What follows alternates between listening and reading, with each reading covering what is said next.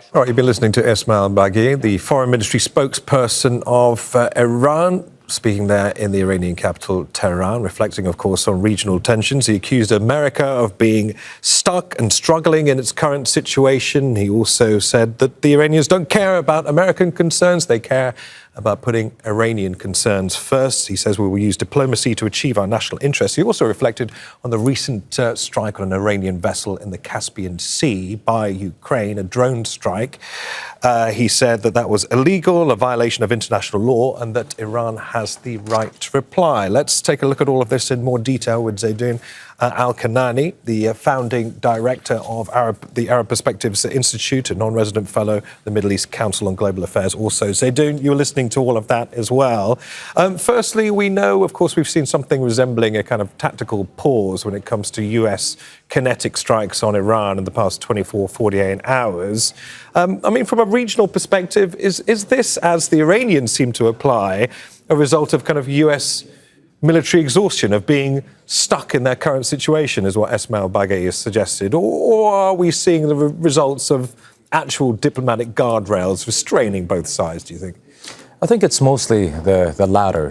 One cannot deny that both sides have heavily invested in their rhetoric and discourse into claiming that they are under control, and the other side, the opposing side, is under immense pressure. Both are under immense pressure. Both have had leverages in some scenarios and not in others. The Ukrainian involvement perhaps drags us to another conversation.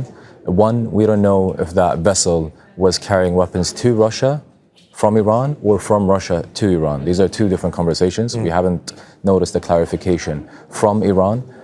If the vessel was sent to Russia, then in the argument and perspective of the Ukrainians, they are defending themselves against a potential ally helping Russia in the war against them, which is a completely different scenario.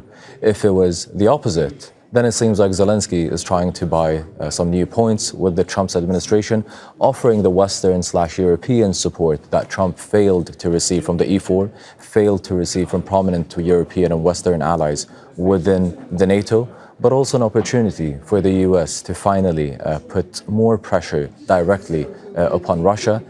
There is many US intelligence reports claiming immense Russian-Chinese involvement in this conflict, hence not enough evidence comparing the on-ground evidence on the strikes between Russia and between US and Iran. Only a couple of days ago in a Truth Social post, Donald Trump insisted that he'd had assurances, or was at least getting assurances from Beijing and Moscow that they weren't going to in any way continue supplying Iran with arms. I mean, it's pretty hazy to try and understand whether or not either of these countries would be committed to that. But as you say, you think that Ukraine is now buying itself some degree of leverage with the Americans, the Europeans, to, from the sidelines, influence what's going on in Iran.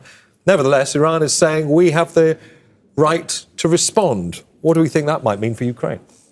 That might mean Ukraine isn't in a direct confrontation with Russia anymore. If this further escalates, which most parties hope it doesn't, it'll further complicate it in the Caspian Sea.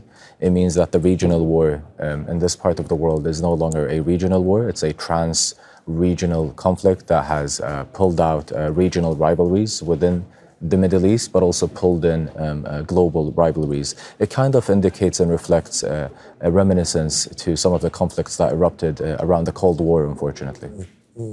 Going back to the issue of diplomatic guardrails, we have seen what have been described as quite positive talks between the Omanis and the Iranians in Tehran over the weekend over some kind of emerging protocol in the Strait of Hormuz. From what we understand from our correspondent, Oman is asking for a regional consortium for any access through the Strait of Hormuz to be toll-free. Iran is insisting on fees in the form of some sort of service or pilot fees for chaperoning vessels through the strait, and no consortium. They want Iranian maintenance. I mean, they've talked about this being a positive meeting, but that sounds like they're still in two very, very separate camps. How do you understand what's going on in terms of these talks between Iran and Oman? It indicates one major point here is that the Strait of Hormuz and reimagining the movement around it will always continue to be a conversation even after this war ends, which we hope it does in the next weeks. and not months. It seems like it's the new level of a file similar to the nuclear file, which everyone imagined it would take years. The Strait of Hormuz seems to be on the same pattern, given that arguably countries such as Oman and Iran, which is in the eyes of many, seem to have a much better channel of communication and relationship than Iran and other regional countries and allies, seem to have different imaginations of how that would look like. Lastly, Zeidon, if this current lull, if it holds, let's say, for more than a week or so, I mean, what immediate confidence-building measures do you think Tehran would need to see from the United States side to turn this temporary pause into something more enduring, especially when it comes to maritime stability in the region? It's very difficult to imagine. The conditions are increasing from both sides. The Iranians began with arguing around the Strait of Hormuz and the close borders it has around it. It increased its conditions around a full control over the Strait of Hormuz.